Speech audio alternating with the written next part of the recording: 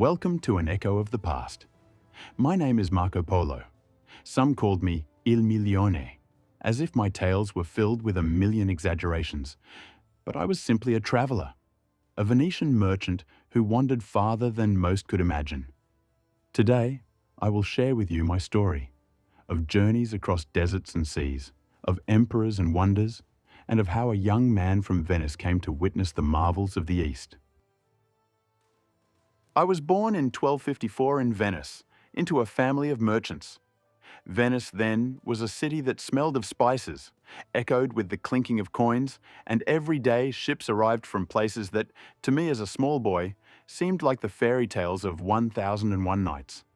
My father Niccolo and my uncle Matteo were men unafraid of journeys far beyond the known world. While they were away travelling as far as the Mongol lands, I grew up mainly under the care of my mother and relatives. It was unusual. While other boys learned trades or rode gondolas, I dreamed of distant lands, mountains, deserts, and empires ruled by great Khans. They say blood is stronger than anything else. And indeed, when my father and uncle returned and began telling me about their travels, I felt that my own path would lead to places few had ever stepped. And so began an adventure that would change me forever. I was still young when the day came that would change my life. It was 1271, and my father, Niccolo, and Uncle Matteo were preparing to set out east again. This time I was to go with them. I was 17, the perfect age to leave the safety of Venice's canals and embark on an adventure I had only dreamed of. The journey we undertook was not for the faint-hearted. Ships carried us to the Levant, to Acre, and then we travelled overland. The Silk Road was more than a trade route.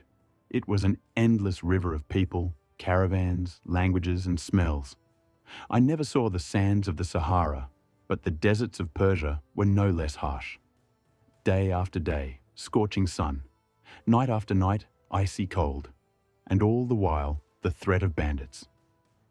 I remember travelling through Armenia, Persia, and onto the great mountains of the Pamirs. They called them the roof of the world. And indeed, one felt as if standing at the gates of heaven. It was a place where even breathing felt precious, and where one truly understood their own smallness.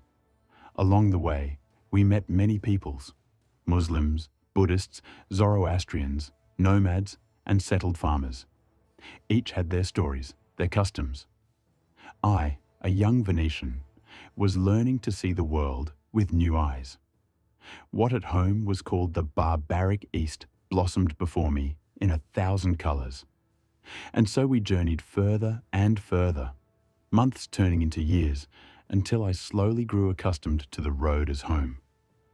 I had no idea that all this was only the prelude to meeting a man who would become the most powerful ruler of my time, Kublai Khan. After long years of travel, we arrived in a realm whispered about in Europe as if it were a fairy tale. The Mongol Empire was vast, from the steppes to China. At its heart ruled a man whose name inspired both respect and fear, Kublai Khan, grandson of Genghis Khan. I remember the first moment we entered his palace. It was no ordinary court. It was a world unto itself. Gold-adorned halls, silk draperies, gardens with exotic birds and animals I had never seen. And in the midst of it all sat a man who held power over more people than anyone in Europe could imagine. Kublai Khan was not merely a conqueror. He was a curious man, hungry for knowledge. When we introduced ourselves, he was not interested only in trade. He wanted to hear about Europe, our customs, our Christian God, our kings, and our popes. And I, barely an adult, found myself in conversations that bridged two worlds. The Khan took a liking to me.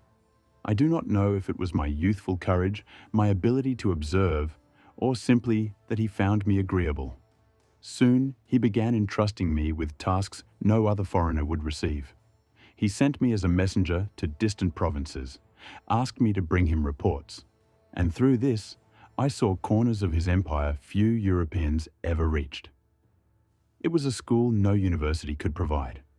I saw the wealth of China, cities of millions, canals longer than all rivers in Europe, paper money that people truly trusted. I also saw the simple life of peasants, the poverty and injustice that no empire can escape. At Kublai Khan's court, I spent